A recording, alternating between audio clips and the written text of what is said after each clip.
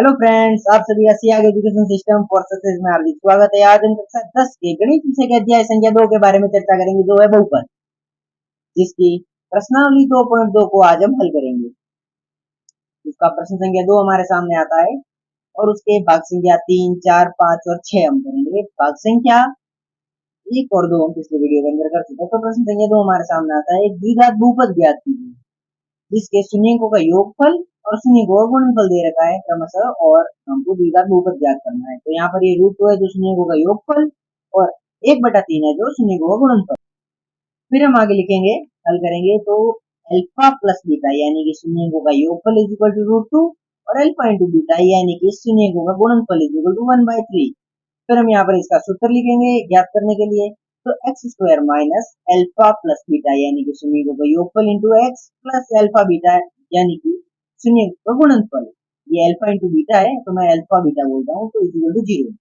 उसके बाद में एक्स स्क्वायर का एक्स स्क्वायर हो जाएगा, माइनस का माइनस, और अल्फा बीटा जो शून्यकों का योगफल है उसकी वैल्यू है रूट 2, तो रूट 2 और एक्स हो जाएगा minus root 2 x plus alpha into beta यानी शून्यकों का गुणनफल 1/3 है, तो यहाँ पर प्लस 1/3 इज इक्वल टू 0 लिख देंगे। उसके बाद में इसको सभी का ब्रैकेट लगाएंगे तो हो जाएगा x square minus root 2 x plus 1/3 is equal to 0। उसके बाद में यहाँ पर एलसीएम लेंगे हम, तो एलसीएम लेने पर एलसीएम आएगा हमारा 3 का, तो 3 का एलसीएम लेंगे तो एक्स स्क्वायर में देखें तो एक्स स्क्वायर नीचे हर के अंदर 1 है, तो 3 के अंदर 1 का भाग जाता है 3, नहीं 1 के अंदर 3 का भाग जाता है 3 बार। तो फिर एक्स स्क्वायर को 3 से गुणा कर देंगे तो यहाँ पर हो जाएगा 3x²। इसी तरह माइनस रूट 2 एक्स में हो जाएगा तो यहाँ पर होगा माइनस 3√2x प्लस यहाँ पर नीचे भाग संख्या हर में है 3, तो ये 3 एकम 3 हो जाता है, तो ये 1 का गुणा करेंगे 1 के अंदर तो 1 ही आएगा, तो प्लस 1 इज इक्वल टू 0। फिर हम इस 3 को बराबर के उस तरफ भेजेंगे, तो आप जानते हैं 0 से जो संख्या गुणा होती है उसका गुणनफल 0 ही आता है। तो यहाँ पर हमारे सामने जो समीकरण बनती है वो है 3x² minus 3x plus 1 equal to 0। ये हमारा हो गया भाग संख्या 3। अब हम आते हैं इसके भाग संख्या 4 की ओर, तो भाग संख्या 4 हमारे सामने आता है 1 और 1 यानी शून्यकों का योगफल है वो 1 और शून्यकों का गुणनफल है वो भी 1।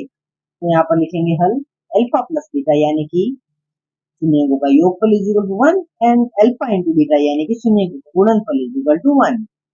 उसके बाद में यहाँ पर इसका फिर वही सूत्र लिखेंगे x square minus alpha plus beta यानी कि शून्यकों का योगफल into x plus alpha beta is equal to 0। तो यहाँ पर एक्स स्क्वायर का एक्स स्क्वायर और माइनस अल्फा प्लस बीटा यानी शून्यकों की योगफल की जगह लिख देंगे 1, तो ये माइनस 1x, और उसके बाद में अल्फा बीटा यानी कि अल्फा इंटू बीटा जो है शून्यकों का गुणनफल इज इक्वल टू प्लस 1 बराबर 0। ये हमारा यहाँ पर इसको 1 को लिखे या नहीं लिखे तो चलेगा, तो यहाँ पर x square minus x plus 1 is equal to 0।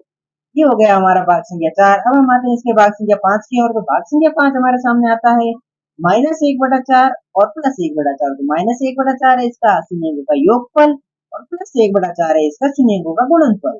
तो यहाँ पर आते हैं अल्फा प्लस बीटा यानी कि शून्यकों का योगफल इज इक्वल टू -1/4 और अल्फा इंटू बीटा शून्यकों का गुणनफल इज इक्वल टू 1/4।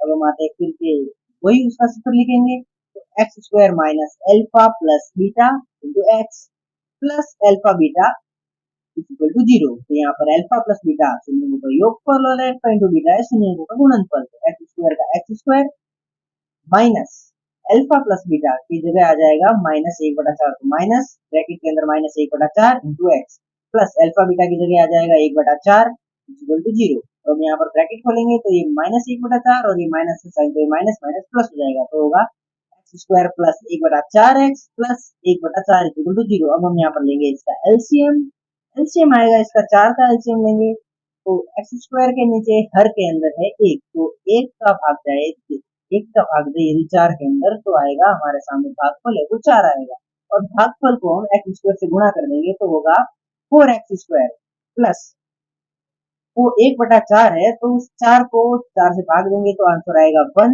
तो 1 को 1 से गुणा करेंगे तो 1 आ जाएगा और 1x हो जाएगा इधर।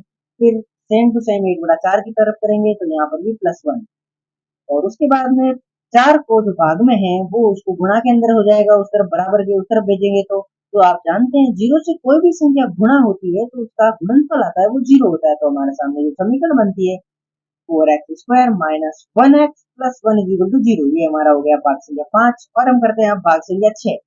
भाग संख्या 6 हमारे सामने है 4 और 6।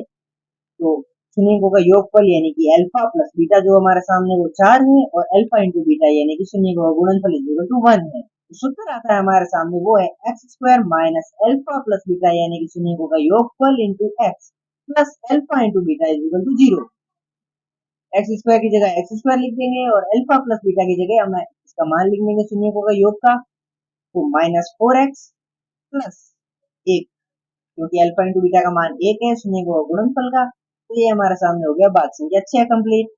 और इसी के साथ हमारा ये प्रश्न संख्या 2 कंप्लीट होता है और प्रश्नावली 2.2 भी समाप्त होती है और इसी के साथ हमारा ये अध्याय जो 2 है वो भी समाप्त होता है। तो मिलते हैं दोस्तों अगले अध्याय के अंदर, तब तक के लिए जय हिंद जय भारत।